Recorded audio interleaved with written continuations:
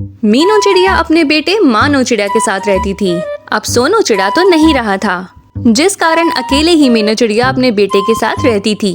आप मेरे लिए कितनी मेहनत करती हो। पहले दूसरी जंगल जाके कपड़ा लाती हो और उसके बाद नए नए छाते बनाती हो, और तो और इतनी गर्मी में आप जाके छाते बेचती हो पक्षियों को। अब मैंने फैसला कर लिया है, आज से मैं भी आपके साथ छाते बेचूंगा, ताकि इससे आपको थोड़ी आसानी हो जाएगी। नहीं मानो, मैं इसलिए इतनी मेहनत कर रही हूँ ताकि तुम पढ़ लिख के बहुत कामयाब बन जाओ, और जब तुम्हारी काम की उम्र आए तो तुम्हें इतनी ज्यादा मेहनत ना करनी पड़े। परंतु मम्मा, परंतु कुछ नहीं, चलो अब जल्दी से स्कूल जाओ, शाबाश। मीनू चिड़िया मानो चिड़िया को स्कूल भेजकर ठेला लगा के छाता बेचने आ जाती है। छाते ले लो, रंग बिरंगे छाते ले लो, जल्दी आ जाओ, छाते ले लो। मीनू चिड़िया के रंग बिरंगे छाते गर्मी के मौसम में बहुत ज्यादा बिकते थे और मीनू चिड़िया की अच्छी खासी कमाई भी हो जाती थी। मीनू चिड़िया, अब तो ठंडी का मौसम आ रहा है, हम पक्षियों को छाते की कोई जरूरत नहीं। तुम्हारा व्यापार तो लगता है अब बंद हो जाएगा। नहीं तोते, अब तो मेरा ये कारोबार और ज्यादा चल पड़ेगा।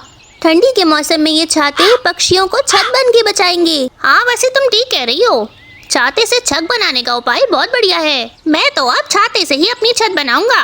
वैसे भी घर बनाने में तो बहुत सारे पैसे लगते हैं, मैं तुमसे ये छाता ही खरीद लूंगा ताकि मुझे घर ना बनाना पड़े। मीनू चिड़िया के छाते काफी रंग बिरंगे और काफी सुंदर थे, इसीलिए सारे पक्षी मीनू चिड़िया से ही छाते खरीदते थे। एक दिन कालू कौवा अपने परिवार के साथ जंगल में आता है। रानी, देखो तो इस जंगल में कितना सुकून है और कितना सुंदर है ये जंगल। हाय रे कालू जी, कितना सुंदर जंगल है ये और कितना हरा भरा है ये। बस अब मैंने कह दिया, आपसे हम इसी जंगल में रहेंगे, बहुत ही सुंदर है ये। हाँ बाबा, अब हम इस जंगल में अपना घर बना लेंगे। हाँ, अब हम इसी जंगल में रहेंगे, मुझे भी ये जंगल बहुत पसंद है। बस अगले दिन ही कालू कौवा और रानी कौवी एक पेड़ पर अपना घोंसला बना लेते हैं। रानी, मैंने अब सोच लिया है, कल से मैं इस जंगल में छाते बेचूंगा। सबसे ज्यादा कमाई अब मेरी ही होने वाली है। पर कालू जी, मुझे नहीं लगता कि कोई भी पक्षी आपसे छाते खरीदेगा, क्योंकि मीनू चिड़िया इस जंगल में सालों से छाते बेच रही है। उसका व्यापार बहुत ज्यादा अच्छा चलता है और सब पक्षी देखना उसी से ही छाते खरीदेंगे। तो क्या हो गया, मीनू चिड़िया के साथ साथ पक्षी मुझसे भी छाते खरीदेंगे। अगले दिन कालू कौवा कुछ रंग बिरंगे छाते लेकर एक पेड़ के नीचे बैठ जाता है और पक्षियों को आवाज देता है। आ जाओ पक्षियों, रंग बिरंगे छाते ले लो, बहुत ही अच्छे, बहुत ही मजबूत, बहुत ही टिकाऊ। कालू कौवा बहुत आवाजें लगाता है, परंतु उससे कोई भी पक्षी छाते नहीं लेता, क्योंकि सारे पक्षी मीनू चिड़िया के पास जाते थे। कोई बात नहीं यार, अगले दिन मैं फिर से कोशिश करता हूँ, अगले दिन मेरे छाते जरूर बिकेंगे। अगले दिन भी काफी मेहनत करके कालू कौवा छाते लेकर बैठता है, परंतु उससे कोई भी पक्षी छाते लेने नहीं आता। इसी तरह पूरा एक हफ्ता गुजर जाता है। रानी, तुम ठीक कह रही थी, मीनू चिड़िया के होते हुए मेरा व्यापार कभी भी यहाँ कामयाब नहीं होगा। हाँ भाई, मैंने तो आपसे पहले ही कहा था, परंतु आप मेरी बात सुनते ही कहाँ हैं। पर कालू जी, अब तो घर में भोजन भी खत्म हो रहा है, कुछ कीजिए कालू जी, आप कोई दूसरा काम देख लें, परंतु अब जाके पैसे कमाएं, क्योंकि मैं अपने बेटे को भूखा नहीं देख सकती। रानी, तुम गुस्सा क्यों हो रही हो, मैं कुछ करता हूँ। हाँ, तो गुस्सा होने वाली बात तो है, 2 दिन हो गए मेरा बेचारा बच्चा रूखा सूखा खा रहा है। कालू जी, अगर ऐसे ही चलता रहा तो मैं आपको छोड़कर चली जाऊंगी। बस कालू कौवा उदास होकर वहाँ से चला जाता है। ये सब कुछ सिर्फ और सिर्फ मीनू चिड़िया की वजह से हो रहा है। रानी ने आज मुझ पर कितना गुस्सा किया। मैं मीनू चिड़िया को अब नहीं छोड़ूंगा। मेरा धंधा नहीं चल रहा तो मैं उसका धंधा भी नहीं चलने दूंगा। आप देखो, मैं मीनू चिड़िया का व्यापार बंद करवा के ही रहूंगा। आधी रात तक बैठकर मीनू चिड़िया रंग बिरंगे छाते तैयार करती है। चलो बेटा मानो, अब तुम सो जाओ, मेरा भी काम हो गया, मैं भी अब सोने ही जा रही हूँ। छाते तैयार करने के बाद मीनू चिड़िया और मानो चिड़िया आराम से सो जाते हैं। कुछ देर बाद कालू कौवा मीनू चिड़िया के घर आ जाता है और एक चाकू से मीनू चिड़िया के बनाए हुए सारे छाते काटने लग जाता है। और अब मीनू चिड़िया के सारे बनाए हुए छाते काफी बुरी तरह से कट चुके थे। अब आएगा मजा जब ये मीनू चिड़िया फटे हुए छाते पक्षियों को बेचेगी, और ये फटे हुए छाते बेचने की वजह से पक्षी मीनू चिड़िया की वाट लगा देंगे। ये सब कुछ करने के बाद कालू कौवा आराम से आके अपने घोंसले में सो जाता है। उसी रात रानी कौवी भी काफी चिंतित थी और सारी रात रानी कौवे को नींद ही नहीं आ रही थी। हे राम, मैंने कालू जी को आज कितना भला बुरा कह दिया, परंतु वो कितनी मेहनत करते हैं हम सब के लिए। मुझे कालू कौवे के लिए कुछ न कुछ अब जरूर करना पड़ेगा। हाँ, एक काम करती हूँ, जिसकी वजह से हमारा धंधा नहीं चल रहा, मीनू चिड़िया को सबक सिखाती हूँ। मीनू चिड़िया, आ रही हूँ मैं। ये कहकर रानी कौवी मीनू चिड़िया के घर आ जाती है। अब देखो मीनू चिड़िया, मैं तुम्हारे ये सारे रंग बिरंगे छाते चोरी कर लूंगी। ना होंगे तुम्हारे पास छाते, ना ही तुम पक्षियों को छाते बेच पाओगी। ये कहकर रानी कौवी सारे छाते चुराकर अपने घोंसले में आ जाती है। अब मीनू चिड़िया के पास कोई भी छाता नहीं बचा, अब वो कुछ भी नहीं बेच पाएगी। इसका मतलब अब सब पक्षी कालू जी से ही छाते खरीदेंगे। रानी कौवी को क्या पता था कि उसने कालू कौवे के तमाम उपाय पर पानी फेर दिया है। अगली सुबह मीनू चिड़िया अपने घर में छाते न देखकर काफी परेशान हो जाती है। हाय रे, ये क्या हो गया? मैंने कल रात में कितने सारे छाते बनाए थे, ऐसा लगता है किसी पक्षी ने आके ये सारे छाते चुरा लिए। ये क्या हो गया आज मेरे साथ? आज मैं छाते कैसे बेचूंगी? मम्मा, हम एक काम करते हैं, हम जल्दी से दूसरे छाते बना लेते हैं। नहीं बेटा, छाते बनाना इतना आसान काम नहीं है, छाते बनाने में पूरा दिन लग जाता है। मम्मा, आप रोजाना ही तो छाते बेचती हो, आज नहीं बेचोगी तो कोई फर्क नहीं पड़ेगा। आज अब सारा दिन लगाकर छाते बनाओ और कल सारे पक्षियों को छाते बेच देना। हाँ बेटा, तुम ठीक कह रही हो, मैं इसके अलावा और अब कर भी क्या सकती हूँ। आज मैं छाते नहीं बेचती। कालू जी देखिए, पूरी रात बैठ के मैंने आपके लिए छाते बनाए। अब जल्दी से जाकर आप ये पक्षियों को छाते बेच आएं। वाह रानी, तुमने तो आज कमाल ही कर दिया। मुझे तो आज पूरा यकीन है, आज सारे पक्षी मुझसे ही छाते खरीदेंगे। कालू कौवा छाते बेचता है। मीनू चिड़िया के ना होने की वजह से तमाम पक्षी कालू कौवे के पास ही आते हैं और आज तो कालू कौवे की कमाई काफी ज्यादा हो रही थी। कबूतर जैसे ही छाता खोलकर अपने घोंसले पे लगाता है तो देखता है कि उसका छाता जगह जगह से कटा हुआ होता है। अरे अरे, ये क्या? ये छाता तो मैंने अभी खरीदा है और ये तो जगह जगह से कटा हुआ है। धोखेबाज कालू कौवे, तुमने मुझे फटा हुआ छाता दे दिया, अभी बताता हूँ। बुलबुल भी अपना छाता खोल के देखती है तो उसका छाता भी जगह जगह से फटा हुआ था। मुझे तो कालू कौवे से छाता खरीदना ही नहीं था, जगह जगह से फटा हुआ है। कालू कौवे, आज तो तुम्हारी खैर नहीं है। बस सारे पक्षी गुस्सा होकर कालू कौवे के पास आ जाते हैं। अरे भाई पक्षियों, मेरे पास तो सारे ही छाते खत्म हो गए, आप सब जाइए, अब कल आना छाते लेने। कालू कौवे, हम तुमसे छाता खरीदने नहीं आए, हम तो तुम्हें सबक सिखाने आए हैं। तुमने हमें फटे हुए छाते बेच दिए, अब तो तुम्हारी खैर नहीं है। बस सारे पक्षी गुस्से में कालू कौवे को बहुत बुरी तरह से मारने लगते हैं। कालू कौवे की ठीक ठाक पिटाई करने के बाद सारे पक्षी वहाँ से चले जाते हैं और इस तरह काले कौवे को अपने बुरे कामों की सजा मिल जाती है। और अगले दिन से मीनू चिड़िया दोबारा से अपने रंग बिरंगे छाते बेचना शुरू कर देती है। जंगल में ठंडी का मौसम चल रहा था। मीनू चिड़िया मजबूत घोंसले बनाकर बाकी पंछियों को बेचा करती थी और मीनू चिड़िया का कारोबार बहुत अच्छे से चल रहा था। मीनू चिड़िया, तुम बहुत अच्छी हो, तुम्हारे बनाए हुए घर और घोंसले बहुत अच्छे होते हैं और तुम्हारे दाम भी बहुत मुनासिब हैं। हाँ, बुलबुल ठीक कह रही है। मीनू चिड़िया, तुम हम सब पंछियों का बहुत ख्याल रखती हो और तुमने कितने सालों से घरों के दाम भी नहीं बढ़ाए। वो इसीलिए पक्षियों कि मैं तुम सबको किसी मुश्किल में नहीं डालना चाहती। मेरा घर तुम सब पक्षी आराम से खरीद लेते हो और मुझे मुनाफा भी अच्छा खासा मिल जाता है। इसी जंगल में कालू कौवा भी रहता था। कालू कौवा काफी आलसी था और कोई कामकाज नहीं करता था। कालू कौवी तो कालू कौवे से बहुत परेशान थी। कालू जी, आपने मुझे बहुत परेशान कर दिया है। मैंने आज अपने भाई को बुलाया है, वो आज आपको सबक सिखाएंगे। हाँ हाँ, बुला लो रानी, मैं तुम्हारे भाई से कोई नहीं डरता। बस उसी समय वहाँ रानी कौवी का भाई आ जाता है। हाँ भाई, कालू कौवे, क्या कह रहे थे तुम किसी से नहीं डरते?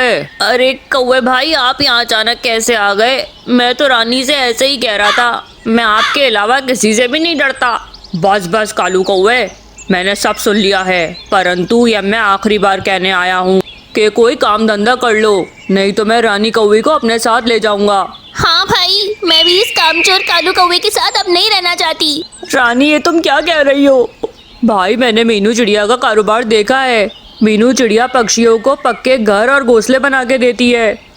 मैं भी यही चाहता हूँ कि मैं मीनू चिड़िया की तरह यही कारोबार करूँ। बस आप मुझे लकड़ियाँ दिलवा दें, मैं खूब मेहनत करूँगा और लकड़ियों के पैसे भी मैं आपको लौटा दूँगा। ठीक है कालू कौवे, लेकिन ये तुम्हारा आखिरी मौका है।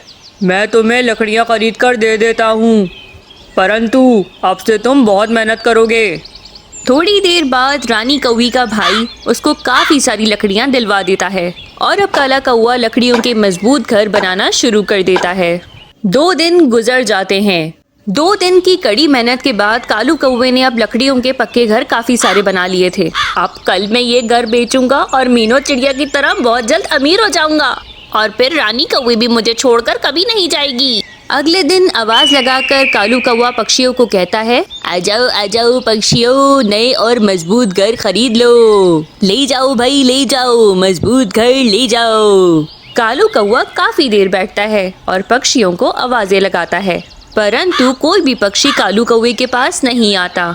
ये क्या, मेरे तो घर कोई भी पक्षी खरीदने नहीं आ रहा। ऐसे कैसे चलेगा? मेरी अगर ये भी मेहनत जाया हो गई तो भाई तो रानी को अपने साथ ले जाएंगे। दिल तो करता है कि रानी के भाई को इतना मारूं कि उनका हाल बुरा कर दूं। जब से शादी हुई है मेरी रानी से, इसके भाई ने मुझे दबा कर रखा हुआ है। वहीं दूसरी तरफ मीनू चिड़िया के पास पक्षियों की भीड़ लगी थी। दूसरे जंगलों के पक्षी भी मीनू चिड़िया के पास ही आ रहे थे।